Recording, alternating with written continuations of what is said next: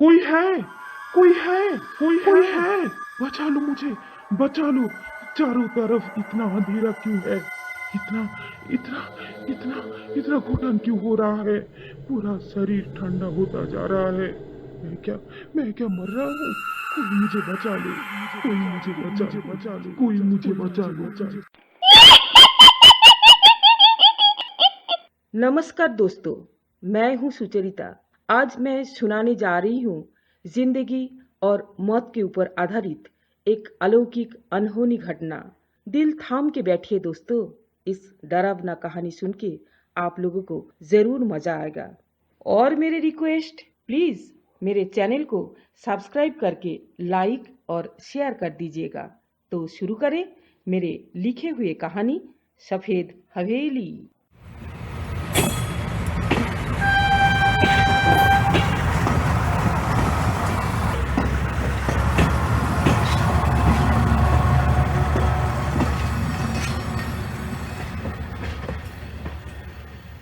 कहानी का hero Rohit Sharma Bhagalpur steel express से चंपा जा रहा है। वो एक मेडिकल ऑफिसर है। उसका उम्र 28 साल। वो उस जगह पे जा रहा है जहां जाली दवाई से बीमारी और भी बढ़ता जा रहा है। दवाई का जांच पड़ताल करने के लिए वो जा रहा है। रोहित को सफर बिल्कुल पसंद नहीं है, पर नौकरी के कारण जाना जरूरी है। कंपनी से एसी का टिकट मिला था। मम्मी खाना भी पैक कर दिया था। फिर भी रोहित को कुछ भी अच्छा नहीं लग रहा था।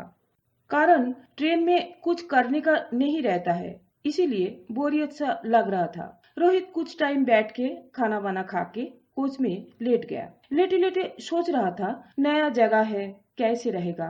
उसके ऊपर हफ्ता भर रहना भी पड़ेगा। ये ऑफिस टूर बहुत ही बोरिंग। यही सब सोचते सोचते कब उसका जम के नींद आ गया था, उसको खुद को ही पता नहीं चला। कुछ टाइम सो रहा था। अचानक जब नींद खुली तब पता चला ट्रेन खड़ी है। सारे सवारी इधर उधर होके बाहर जा रहे थे। रोहित को एक पैसेंजर से पता चला बाहर आंधी तूफान चल रहा है। बहुत तेज बिजली भी कड़क रहा है। शायद भारी बारिश आने का संभावना है। एसी कंपार्टमेंट का बंद खिड़की और दरवाजे के अंदर कुछ भी पता नहीं चल रहा है। ऐसे बैठे बैठे घंटे भर बीत गया।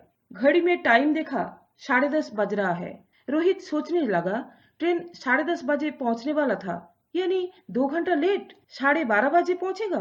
क्या मुसीबत। खैर कुछ टाइम के बाद ट्रेन चलने लगी। स्पीड पकड़ा और स्टेशन में पहुंचा।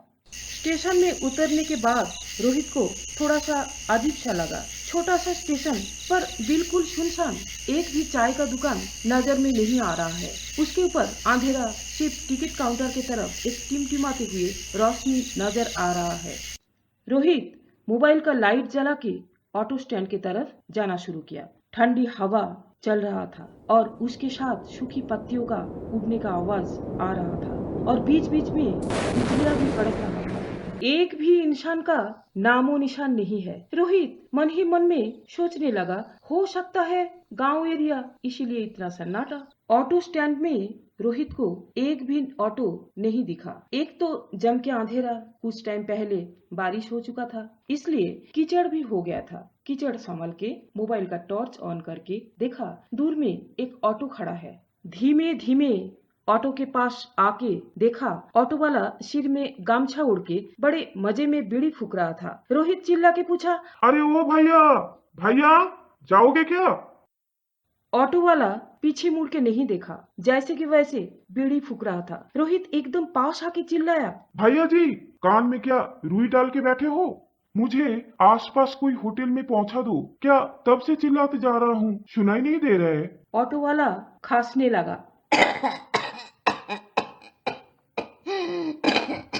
आराम से जवाब दिया, सुन रहा हूँ, आपके लिए तो बैठा हूँ। रोहित चौंक के जवाब दिया, मतलब आपको कैसे पता चला मैं आने वाला हूँ? ऑटो वाला हंस के जवाब दिया,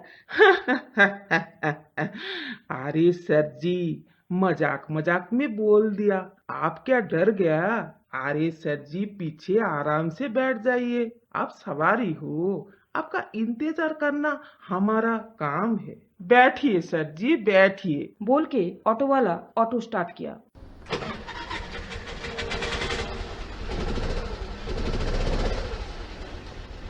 ऑटो में बैठकर रोहित फिर ऊंचा आवाज में पूछा। क्यों, पास में होटल मिलेगी? ऑटो वाला जवाब दिया। अरे सर जी, काय को टेंशन ले रहे हो, हम है ना। हमारा धर्म है आपको अच्छी जगह पे पहुंचा देना। आप तो हमारा मेहमान हो। यहाँ का लोग मेहमान लोग का अच्छा खातिरदारी करते हैं। रोहित ने कहा। होटल पहुंचने में कितना टाइम लगेगा? ऑटो वाला बताया। हमारे पास तो घड़ी नहीं है सर जी, पहुंचने वाला टाइम किसको पता है। हाँ ना, आपके मर्जी में होता है, पर पहुंचना किस्मत के ऊपर छोड़ दीजिएगा। रोहित को ये बात थोड़ा अजीब सा लगा। वो तुरंत चिल्लाया। क्या बकते जा रहे हो, नशे में हो क्या? ऑटो वाला हंसते हुए बोला। इतना गुस्सा मत कीजिए, माफी चाह रहा हूँ। अच्छा, शांति से बताइए तो इधर किस काम से आना हुआ? रोहित कहा। मैं दवाइयों का जांच पड़ताल के लिए आया हूँ। यहाँ डेंगू मलेरिया बहुत हो रहा है, नकली दवाइयाँ मार्केट में चल रहा है, इसी सिलसिले में मुझे आना पड़ा। ऑटो वाला गंभीर आवाज में बोला। आप अफसर हो? रोहित आवाज सुन के चौंक गया। रोहित ने पूछा। अभी अभी आपने कुछ कहा? ऑटो वाला ने जवाब दिया। नहीं सर जी, हम तो चुपचाप गाड़ी चला रहा हूँ, इस मामले में हम क्या बताएं? ऑटो धीमे धीमे एक घने जंगल के अंदर घुस रहा था। रोहित सोचने लगा, इतना घना जंगल के अंदर कैसे होटल मिलेगा? ये ऑटो वाला चोर डाकू तो नहीं है? तभी दूर से भेड़िया का आवाज आया। बीच बीच में मेंढक भी बोलना शुरू किया। रोहित कहा। कितने मच्छर काट रहे हैं यहाँ। अरे यार, मुझे यहाँ ही उतर दो। क्यों जवाब नहीं दे रहे हो? बाबा का बोलती बंद हो गया? ऑटो वाला कहा। धीरज रखिए सर जी, हम पहुंचने ही वाले हैं। पर जाते जाते मैं एक चीज बताऊं, बुरा मत मानिएगा। कभी न कभी ये बात आपको काम में आएगा। आप एक नेक काम करने के लिए यहाँ आए हो। यहाँ धीरज रखना जरूरी है। गरम खून वाले जवान लड़का लोग सोचते हैं अच्छी नौकरी मिल गया, मैं, मेरे काम, मेरे मोबाइल, यही है जिंदगी। ना तो मौसम का बदलाव उन लोगों का पसंद है, ना तो चार लोगों के साथ रहना पसंद है। पर सर जी, एक दिन उम्र ढल जाएगा, काम थकेगी नहीं। आप थक जाओगे। पुरखों ने जो कमा के रखा है, बैठ के खा सकते हो, और खा खा के एक ना एक दिन वो खत्म ही हो जाएगा। अच्छे काम का जो नाम कमाओगे, उसका रोशनी अगले 5 पीढ़ी तक खत्म नहीं होने वाला है। रोहित परेशान होके बोला। अबे ओ मेरे भाई, चुप रहने के लिए क्या लोगे? फिर वही आवाज। कुछ नहीं लूंगा। रोहित डर के मारे कुछ बोलने जा रहा था। ऑटो वाला हंसते हुए बताया। लीजिए सर जी, आपका होटल आ चुका। रोहित आगे तरफ देख के ताज्जुब हो गया। उसका पलके नहीं पड़ा। इतना घना जंगल के बीच किसने इतना बड़ा हवेली बनाया? और इतना सफेद कैसे है? कौन सा पेंट लगाया जो अंधेरा में भी चमक रहा है? रोहित सूटकेस लेके उतरा और पीछे मुड़ के देखा, ऑटो वाला गायब। थोड़ा आगे बढ़ के रोहित देखा, ऑटो वाला महल का गेट तक पहुंच गया। ये कैसे संभव?